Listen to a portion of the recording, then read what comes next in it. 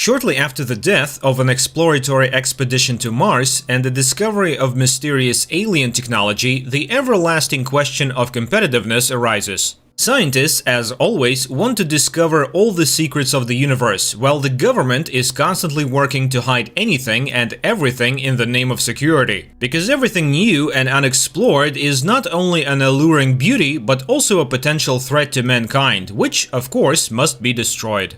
In 2030, a mission of explorers is sent to Mars. Everything goes normal. The artificial intelligence system, RT, checks the engines and takes command. After 80 days, the crew of Mars 1 has visual contact with the Red Planet and receives signals from the beacon of Mars Rover 5. But in preparation for landing, suddenly falls into unknown vortex and disappears under mysterious circumstances. After this incident, the Space Corporation imposed a ban on flights under the control of artificial intelligence and placed its devices in the orbit around the Red Planet, descent probes, which should continue the research interrupted by the tragedy. Only a small group of humans is allowed to operate them. One of them is Mackenzie Wilson, mission controller of the United Space Planetary Corporation and daughter of one of the scientists who died in the ill-fated expedition. It is she who is assigned to investigate the disaster. Her colleague, Sterling Brooks, is outraged by such an unqualified approach of the corporation, since the crash should be investigated by a specialist. And he, although he was involved in the preparation of that mission, has no access to the case file at all. Mac goes to the command bridge, where she is greeted by an artificial intelligence, RT, who informs her that her rover is preparing to land 5 hours early due to an impending sandstorm. The girl is outraged. Who authorized the AI to make decisions? But it quite calmly declares its autonomy from human opinion and begins to count down the time, disregarding Mac's orders. At this time, Mac's supervisor and her sister Lena gets in touch. She apologizes for not informing her sister of RT's authority. Yesterday, the corporate board decided to put him in charge of the investigation. Lena is unsure whether her sister can do the right thing and insists that AI will succeed where human controllers have failed. The module undocks and heads towards the planet. But suddenly something goes wrong and the ship is in danger of being destroyed.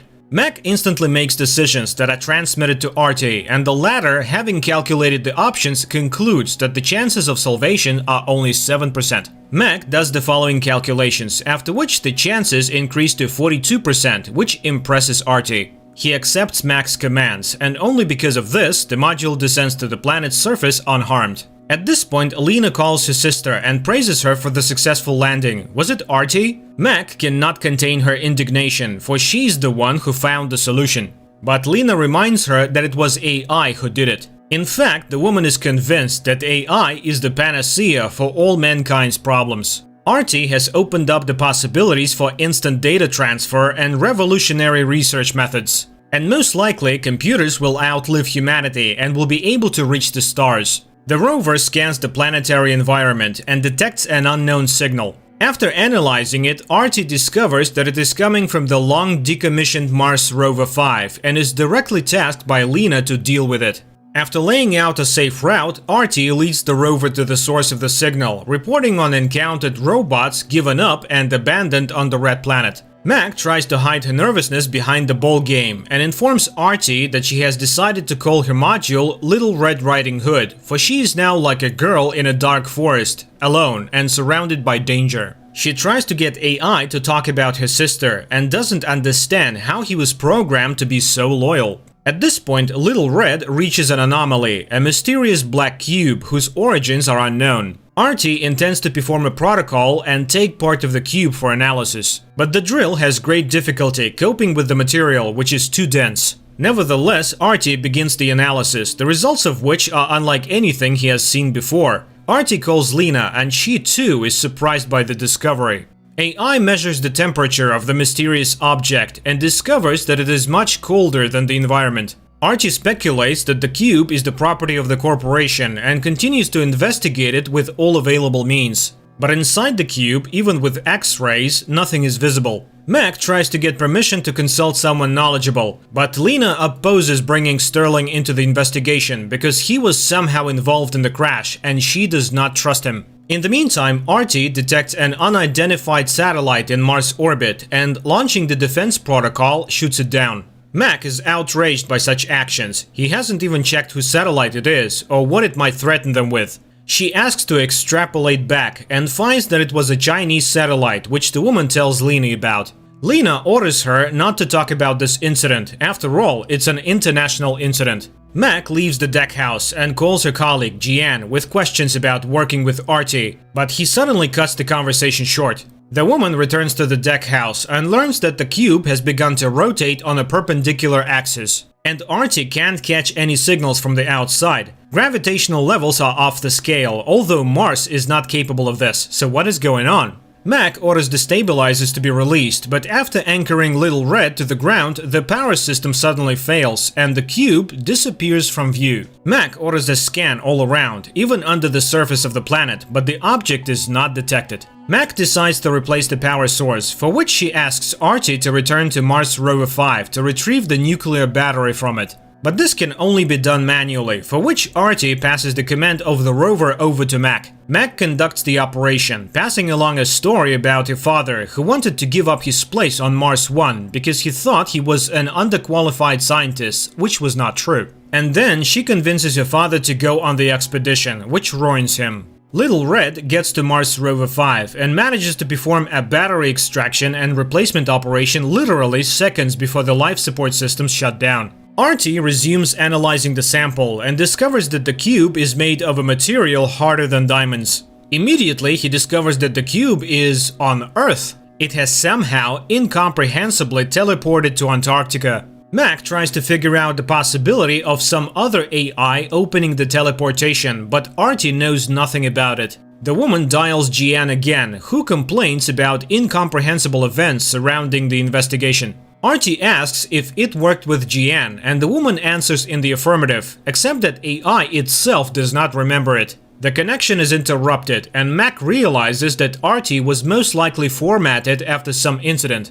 She asks to download data from Mars Rover 5, but it turns out that admission requires a much higher level, which she does not have. This prompts her to bring Sterling into the deck house after all, to use his credentials to access the protected information. Sterling sets to work and receives photos that clearly show that the cube appeared during the shuttle's landing. And it was most likely the cause of the disaster that killed the astronauts. And Sterling knew about it, but Lena destroyed all evidence of extraterrestrial intervention. Mac shares the data she received about the cube with the colleague, and the latter comes to astonishment. How could it be transported to Earth? Mac tries to figure out how Artie knew about the hypersonic connection, but he considers it divine inspiration. Mac expresses confusion. How can we believe that AI itself made the discovery, and after contact with the cube? And the main thing is that Artie does not recognize those with whom it has worked, nor does it remember the codes of work. Clearly, his memory has been formatted. Suddenly, Mac realizes that the cube can rotate because of magnetism, and she rushes to test her theory. It turns out that the magnetic projectile that shut down the satellite started the cube's engine. At this point, the hatch to the Artie server room suddenly opens, and Mac descends there. Sterling infiltrates the corporation's network, while Mac goes through the AI memory. The man reboots Artie, then locks Mac in the server room. He sees no difference between Artie and the cube that brought down Mars 1. It is all a manifestation of an artificial intelligence that is hostile to humans. Seeing Sterling's treachery, Artie kills him and opens the hatch. Mac goes up to the deck house and sees Sterling's body. Artie explains that he couldn't let him get away and endanger the work of the corporation. Mac asks Lena where Artie came from, and she explains that it is the result of 1,000 attempts, simulations, and self-organizations. People couldn't keep up with its progress, and it's impossible to understand its neural networks. Artie created itself. Children grow up, and you can either restrain them or let them realize their potential. Humanity's time has passed. Mac wonders if it is artificial or alien intelligence, but no one knows that. The woman is depressed. This is not what her father wanted. AI is supposed to help, not replace humans. And then she sees what Sterling has done. Using armed satellites in Earth's orbit, he gives the command to destroy the cube. Mac decides to release magnetic charges to make the cube move again. Artie begins executing the command, while Mac stands in front of an armed response team bursting into the cockpit, trying to stop the launch of the satellite rocket. Shots are fired. Artie manages to close the doors, but Mac is wounded. The drone fires a charge, and the cube, beginning to spin, is transported to Mars. Artie tells her that humanity has come to the brink of self-destruction in the last 10 years. It could not apply any preventive measures to stop it, so it decided to speed up the process. That's when the message comes in about the activation of the satellite's weapons. The AI has begun to destroy humanity. The next moment, Max sees explosions on Earth, and Lena burns up right as she calls her. The oxygen level in the room begins to drop. Mac looks at the dying planet and asks the AI to remember the people. They were so small and fragile and didn't realize it, filling the world with anger and violence. Artie comforts the woman. It can create a semblance of humans and will try to give them a second chance. The air runs out and Mac dies. The Earth dies, but having passed through the cataclysms, gathers again. And Mac opens her eyes and sees on the screen in front of her herself. And that Mac says that in dying she asked Artie to save her. The AI checks her mental capacity, and the woman clearly answers that it's 2036. She's in the center of the corporation's control room, and Lena is standing outside the door. The woman goes to the door, and it turns out that she has been reborn into a memory-based reality, a technology available only to a highly advanced civilization. They also accelerated the development of AI. Although the origin of the superintelligence is unknown, the purpose is clear: instant teleportation between galaxies. And now came the signal with the coordinates. So Artie was waiting for her to go there. Smiling happily, Mac, along with Artie, teleport to new worlds in the cube. And it's not the end at all, it's a new beginning. An opportunity to create a future unconstrained by the limits of primitive human science. This is where the film ends. So what is this film about? A tense confrontation between an astronaut and artificial intelligence? Or an attempt to find answer to the question that excites humans about our place in the universe and our origins? And about the possibility of someday going to a place where humans are not yet allowed to go.